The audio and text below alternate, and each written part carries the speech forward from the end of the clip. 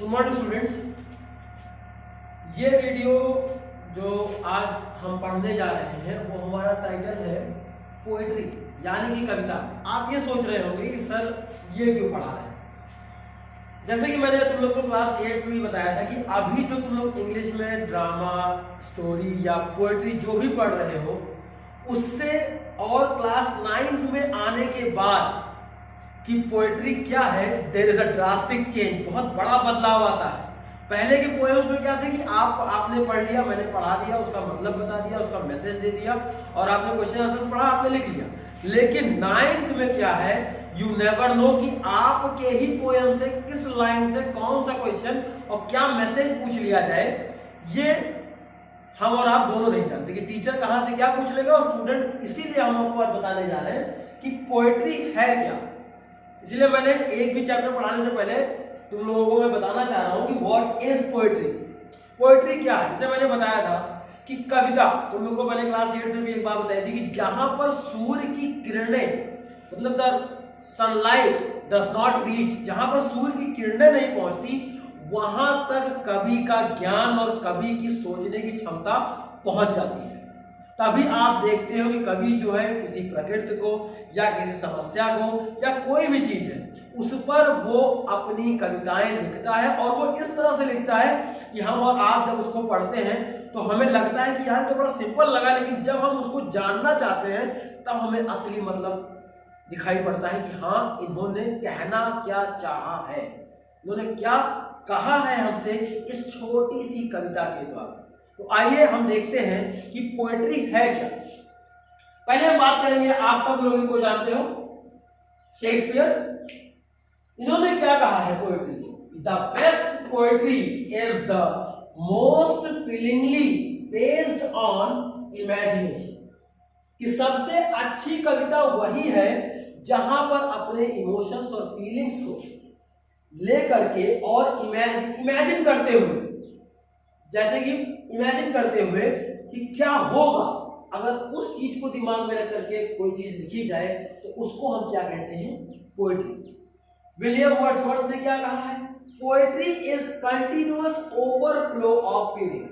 लगातार जो भावनाएं, जो इमोशंस हमारे दिलों में उठते रहते हैं या हमारी आत्मा हमें हमेशा कुछ ना कुछ कहती रहती है, और जब हम उसी फीलिंग और इमोशंस को वर्ड्स में लिख डालते हैं तो उसको कहा जाता है poetry. Poetry is continuous overflow of feelings. लगातार जो भावनाएं जो ओवरफ्लो हुआ करती हैं, इसीलिए तो देखते हो कि कवि लोग जो भी कविताएं वो लिखते हैं कि हम जब पढ़ते हैं तो उसका मतलब कुछ और होता है, लेकिन वाकई में जो लिखा होता है वो होता नहीं और जो होता है वो लिखा नहीं होता। इसी को तो कविता कहा गया है कि कविता, अगर आप कोई डेफिनेशन, एग्जैक्ट डेफिनेशन लेने जाओगे तो कविता की कोई डेफिनेशन है ही नहीं, पोएट्री कोई डेफिनेशन नहीं। तो सब हमारे जो फेमस ऑथर्स, पोएट्स हैं, उन्होंने क्या नाम है अपनी अपनी भाषा में पोएट्री का एक डेफिनेशन दे दिया है। हमेशा याद रखिएगा स्टूडेंट्स कि क्लास 9th है और जो भी पोएम आप पढ़ेंगे उसमें एक बात याद रखिएगा कि हर लाइन लिखा कुछ और होगा और उसका मतलब कुछ और होगा। इसीलिए आज मैंने कोई चैप्टर स्टार्ट नहीं किया है, आपसे सिर्फ बता दिया कि पोएट्री है क्या। आपको ये बातें दिमाग में रखनी है कि पोएट्री जो है वो एक भावनाएं है, एक इमेजिनेशन है, जिसको सोच करके एक कवि जो है अपनी कविता लिखता है, लेकिन वास्तव में उसका जो मतलब होता है उसका वो अलग होता है। अंडरस्टूड। जैसे क्या नाम है आपका जो पहला चैप्टर है क्लास 9th का, the heart of the tree.